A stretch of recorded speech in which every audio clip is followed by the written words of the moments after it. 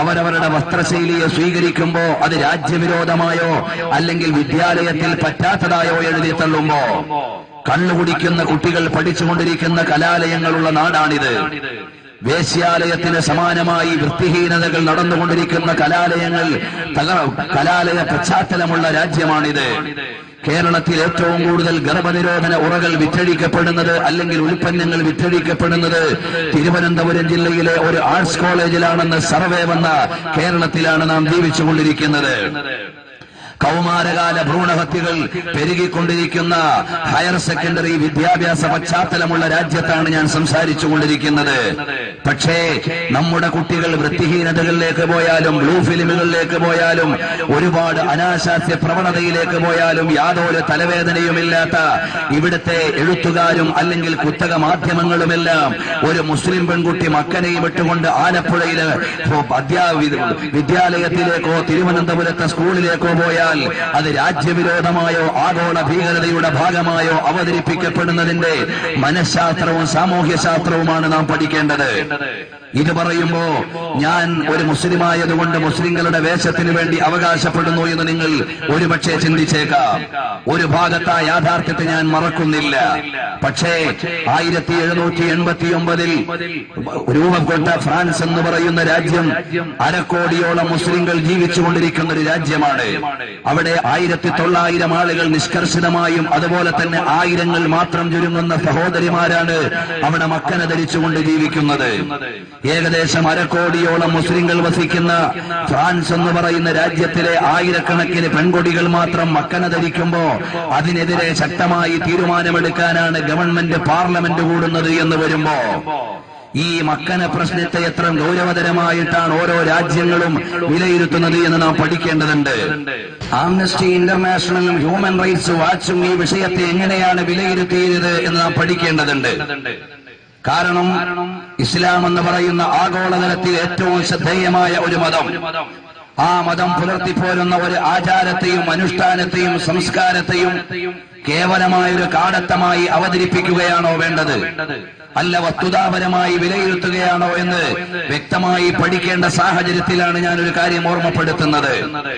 മക്കനയ്ക്കെതിരെ ആഗോളതലത്തിലുണ്ടായ ഇത്തരം പ്രതിഷേധത്തെ ആഗോള മനുഷ്യാവകാശ സംഘങ്ങളും അതുപോലെ തന്നെ ആംനസ്റ്റി ഇന്റർനാഷണലും കണ്ടത് a complete ban on the covering of the face would violate the rights of freedom of expression and religion of those women who wear the burqa or niqab. അവിടുന്ന് ബുർഖയോ അല്ലെങ്കിൽ മുഖമക്കനെയോ ധരിച്ചുകൊണ്ടിരിക്കുന്ന മുസ്ലിം സഹോദരിമാർക്ക് അത് ധരിക്കുവാനുള്ള അവകാശം നിഷേധിക്കുക വഴി ആഗോള മനുഷ്യാവകാശത്തെയും മതസ്വാതന്ത്ര്യത്തെയുമാണ് ചോദ്യം ചെയ്യുന്നത് എന്ന് ഹ്യൂമൻ റൈറ്റ്സ് വാച്ചിന്റെ ആമുഖത്തിൽ എഴുതി വെക്കുമ്പോ പ്രിയപ്പെട്ട സഹോദരങ്ങൾ മനസ്സിലാക്കേണ്ടത് വാഷിംഗ്ടൺ പോസ്റ്റിന്റെ മുഖപ്രസംഗത്തിൽ ബെൽജിയം ഗവൺമെന്റ് എടുത്ത തീരുമാനത്തിനെതിരെ കടന്നു വന്ന ചില കുറിപ്പുകൾ കൂടി ഞാൻ വായിക്കാം. അതായത് ആഗോള മുസ്ലിങ്ങളുടെ നടപടിക്രമങ്ങളെയും മുസ്ലിം സഹോദരിമാരുടെ വേഷവിധാനത്തെയും ചോദ്യം ചെയ്തുകൊണ്ട് പല രാജ്യങ്ങളും അവരുടെ പാർലമെന്റുകളിൽ ശബ്ദമുയർത്തുകയും നടപടി സ്വീകരിക്കുകയും ചെയ്തപ്പോൾ അതിന് മനുഷ്യബോധവും നിയമബോധവുമുള്ള ആളുകൾ എങ്ങനെയാണ് വിലയിരുത്തിയത് എന്ന് നാം അറിയേണ്ടതുണ്ട്.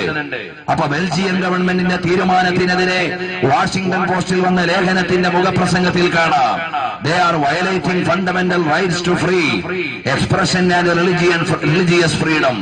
മതസ്വാതന്ത്ര്യത്തിന്റെയും മനുഷ്യ സ്വാതന്ത്ര്യത്തിന്റെയും കടക്ക് കത്തിവെച്ചുകൊണ്ടാണ് ഇത്തരം തീരുമാനങ്ങൾ ഒരു ഗവൺമെന്റ് എടുത്തിരിക്കുന്നത്. Banning their customs, clothing or their places of worship will not make them more European, it will only make Europe less free.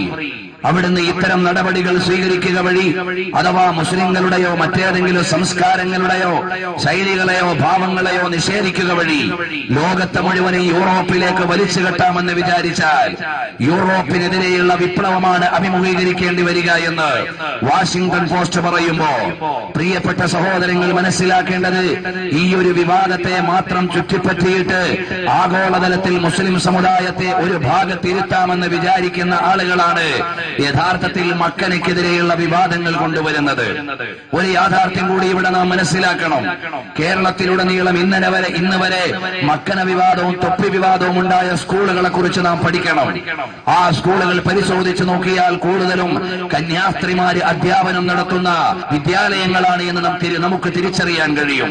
ക്രൈസ്തവ മതവിശ്വാസികൾ പുണ്യമായി കാണുന്ന മക്കന ധരിച്ചുകൊണ്ട് കടന്നു വരുന്ന സിസ്റ്റർമാര് നേതൃത്വം നൽകുന്ന അധ്യാപനം നടത്തുന്ന പാഠശാലകളിലാണ് മുസ്ലിം പെൺകുട്ടികൾക്ക് മക്കന ധരിച്ച് ചെല്ലാൻ സ്വാതന്ത്ര്യമില്ലാത്തത് എന്ന് വരുമ്പോഴാണ് ഇസ്ലാമിനെതിരെയുള്ള കടന്നുകയറ്റത്തിന്റെ ഗൂഢാലോചനയാണ് ഇത്തരം വിമർശനങ്ങൾക്ക് പിന്നിലുള്ളത് എന്ന് തിരിച്ചറിയേണ്ടി വരുന്നത്. വിശാലമായി വിഷയത്തിലൂടെ ഞാൻ കടന്നു പോകുന്നില്ല. കാരണം ഇന്ന് യൂറോപ്പ് അനുഭവിച്ചുകൊണ്ടിരിക്കുന്ന ഏറ്റവും വലിയ പ്രശ്നം ഭീകരവാദമോ തീവ്രവാദമോ ഉഗ്രവാദമോ അല്ല, മറിച്ച് പരിശുദ്ധമായ ഇസ്ലാമിന്റെ അസൂയാവഹമായ മുന്നേറ്റമാണ് യഥാർത്ഥത്തിൽ ആഗോളതലത്തിൽ പാശ്ചാത്യ രാജ്യങ്ങളെയും പടിഞ്ഞാറൻ ശക്തികളെയും ഉറക്കം കെടുത്തിക്കൊണ്ടിരിക്കുന്നത്.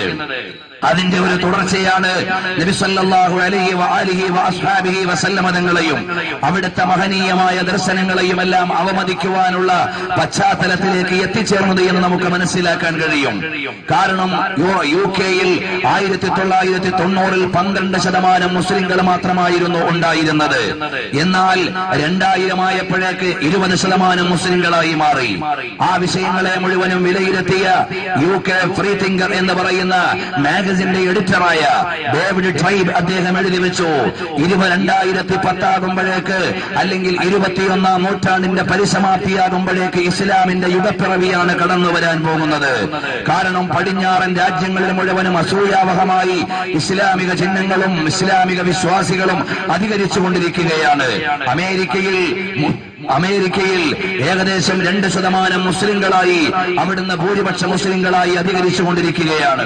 ഇതുപോലെ ഓരോ രാജ്യത്തും ഇസ്ലാമികമായ ചിന്തകളുടെയും ആലോചനകളുടെയും തലങ്ങൾ ഉയർന്നു വരികയും സെപ്റ്റംബർ 11 ശേഷം ഈ ലോകത്തെ മുഴുവനും മുസ്ലിം ഭീകരതയുടെ നടുവിൽ ഭയപ്പെടുത്തി നിർത്താമെന്നും മുസ്ലിം വേഷധാരികളെ മുഴുവനും തീവ്രവാദത്തിന്റെയും ഉഗ്രവാദത്തിന്റെയും കനൽക്കടയിലേക്ക് വലിച്ചെറിഞ്ഞിട്ട് നരവേട്ട നടത്താമെന്നും വിചാരിച്ചിരുന്ന ആളുകൾ, എന്നാൽ അവർക്ക് തെറ്റിപ്പോയി. സെപ്റ്റംബർ 11 ശേഷമാണ് യൂറോപ്പിൽ ഇസ്ലാമിനെ കുറിച്ച് ഏറ്റവും കൂടുതൽ പഠനം നടന്നത്. പരിശുദ്ധമായ ഖുർആനിന്റെ കോപ്പികൾ ഒട്ടധികം വിറ്റഴിക്കപ്പെട്ടത്. അതിലൂടെയാണ് ഒരുപാട് ആളുകൾ ഇസ്ലാമിനെ സ്വീകരിച്ചത്. നിരവധി ചർച്ചുകൾ അനാഥാലയമായി മാറുകയോ തത്തുല്യമായി പള്ളികൾ ഉയർന്നു വരികയോ ചെയ്തത്. ഇങ്ങനെ വിലയിരുത്തുമ്പോ ഇസ്ലാമോഫോബിയയുടെ പേരിൽ പരിശുദ്ധമായ ഇസ്ലാമിക ദർശനത്തിന്റെ മുമ്പിൽ വിരണ്ടു നിൽക്കുന്ന പടിഞ്ഞാറൻ ശക്തികളുടെ ദുഷ്ചെയ്തികളാണ് ആഗോളതലത്തിൽ ഇസ്ലാമിനെതിരെ പടവാളായി ഉയർന്നു വന്നുകൊണ്ടിരിക്കുന്നത്. അതിന്റെ അവസാനത്തെ ഉദാഹരണമാണ് പ്രവാചകൻ സല്ലല്ലാഹു അലൈഹി വസല്ലമ തങ്ങളെ മുസ്ലിം ലോകം അവരുടെ ഹൃദയത്തിലേക്ക് ഏറ്റെടുത്തിരിക്കുന്നു എന്നും പ്രവാചകൻ സല്ലല്ലാഹു അലൈഹി വസല്ലമ തങ്ങളെ അവഹേളിക്കുകയും ആക്ഷേപിക്കുകയും ചെയ്താൽ ലോക മുസ്ലിങ്ങളെ മുഴുവനും ഇല്ലായ്മ ചെയ്യാൻ കഴിയുമെന്നും ചിന്തിച്ചതിന്റെ ഭാഗമായിട്ടാണ് അങ്ങ് ഡെൻമാർക്ക് മുതൽ തുടങ്ങി ഇങ്ങ് ശാസ്താംകോട്ട വരെയും ഒരുപാട് ആരോപണത്തിന്റെയും അപകടകരമായ ചിത്രീകരണത്തിന്റെയും പശ്ചാത്തലങ്ങൾ ഇസ്ലാമിന്റെ പ്രവാചകനെതിരെ രൂപം കൊണ്ടത് എന്ന് നാം മനസ്സിലാക്കേണ്ടിയിരിക്കുന്നു. കാരണം എന്താണെന്നറിയുമോ? പ്രവാചകൻ സല്ലല്ലാഹു അലൈഹി വസല്ലമ തങ്ങളെ കുറിച്ച് പറയുമ്പോ അവിടുന്ന് കേവലമായ ഒരു പ്രാദേശികത്വത്തിന്റെയോ വർണ്ണവൈജാത്യത്തിന്റെയോ വർഗവ്യതിയാനത്തിന്റെയോ നിറവ്യത്യാസത്തിന്റെയോ ജിയോഗ്രഫിക്കൽ അല്ലെങ്കിൽ സോഷ്യൽ ഡിസ്ക്രിമിനേഷന്റെയോ പശ്ചാത്തലത്തിലല്ല നബി സല്ലല്ലാഹു അലൈഹി വസല്ലമ തങ്ങൾ വായിക്കപ്പെടുന്നത്.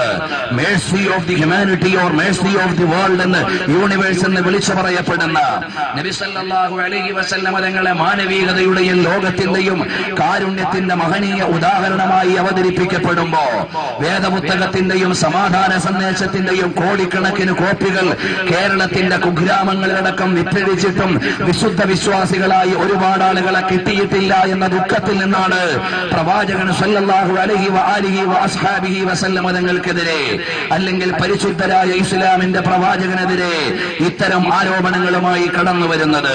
ഞാനെന്ന് ചോദിക്കും,